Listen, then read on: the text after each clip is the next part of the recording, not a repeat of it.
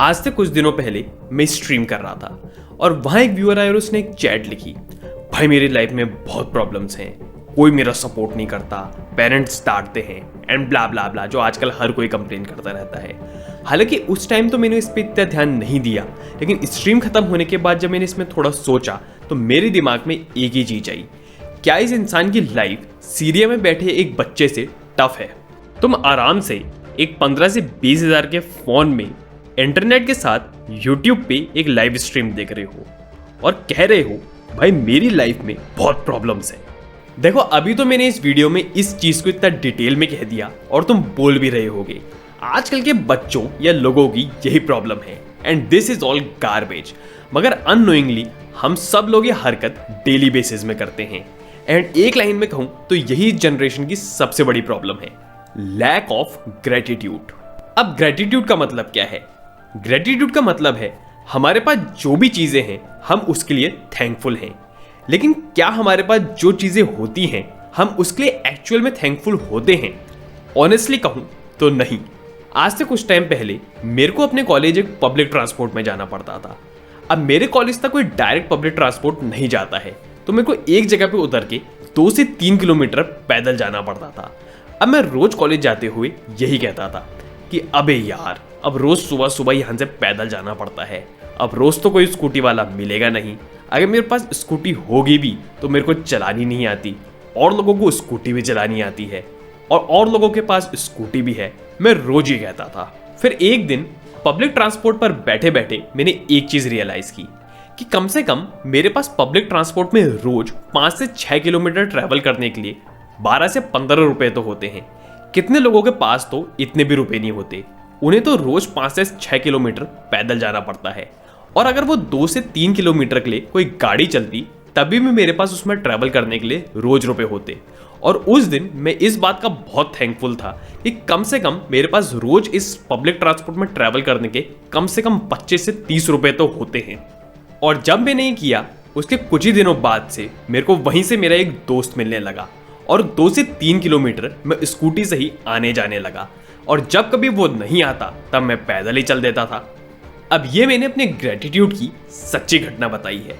अब मेरे को इस चीज की कोई जरूरत नहीं है, वाह भाई क्या संघर्ष है, और ना ही मैं ये बोल रहा हूं कि ऐसा करके मैंने कोई इतिहास रच दिया।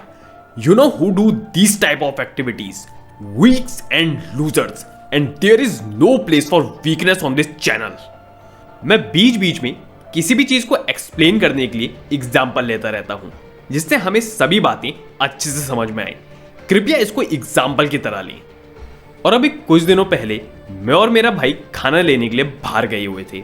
अब क्योंकि ठंडों के दिन थे तो उसने कहा अबे यार इतनी ठंड में हमें खाना लेने के लिए बाहर जाना पड़ता है, और लोगों का कितना बढ़िया है, या तो घर में मंगा लेते हैं या घर में गरम गरम मिल जाता है।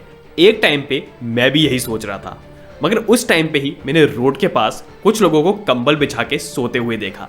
मैंने सीधा कहा इतनी ठंड में हमारे पास सोने के लिए एक घर तो है, इनके पास तो वो भी नहीं है और तुम खाने के लिए कंप्लेन कर रहे हो। दरअसल अगर तुम अभी इस वीडियो को देख रहे हो तो तुम बहुत प्रिविलेज्ड हो। तुम्हारे पास रहने के लिए घर है, बैठने के लिए जगह है, एक 15 से 20 हज़ार का फोन या 50 से 60 हज़ार का पीसी है, और इंटरनेट और वाईफाई है जिसकी मदद से तुम इस वीडियो को देख रहे हो। और ये सब होने के बाद तुम बोलोगे मेरी लाइफ तो बहुत टफ है, पढ़ाई करनी है, स्कूल जाना है, एक्सेट्रा एक्सेट्रा। अगर तुम्हारी इतनी सारी प्रॉब्लम्स के साथ तुम्हारी ये लाइफ सीरिया या यूक्रेन में बैठे किसी बच्चे को दी जाए तो वो बिना कुछ सवाल पूछे या बिना कुछ कहे खुशी खुशी उसे एक्सेप्ट कर लेगा, और तुम इतनी सारी चीजें होने के बाद ये कहोगे ब्रो यू नो मेरी लाइफ में बहुत प्रॉब्लम्स हैं, तुम नहीं समझोगे।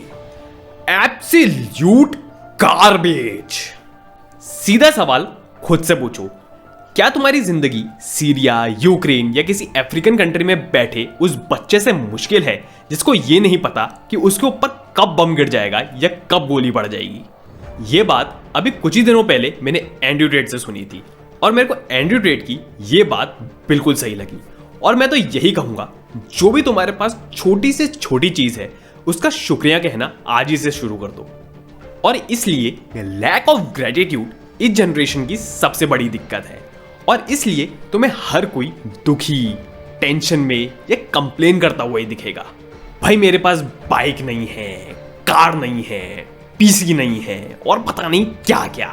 तो मुझे उम्मीद है अब तुमको पता चल गया होगा कि ग्रेटिट्यूड का जिंदगी में होना क्यों जरूरी है। अब चाहे तुम ये वीडियो धूप सेकते हुए देख रहे हो, सोते हुए देख रहे हो या अपने बिस्तरे में पड़े हुए देख रहे हो, कमेंट बॉक्स में ये जरूर बताना कि आज से अपनी जिंदगी में ग्रेटिट्यूड अपना रहे हो या नहीं। अगर इस वीडियो से 1% में कुछ नया जानने को मिला हो तो वीडियो को लाइक जरूर कर देना। And nobody can help a man who don't want to help himself. इसलिए ऐसी और काम की वीडियोस देखने के लिए चैनल को सब्सक्राइब भी कर सकते हो। और आज जो कुछ भी इस वीडियो से नया सीखा है, कोई और वीडियो देखने से पहले इस पे थोड़ा सोच विचार जरूर कर लेना, वरना इसको भी रात के खाने की तरह भूल जाओगे। Till then keep showing gratitude.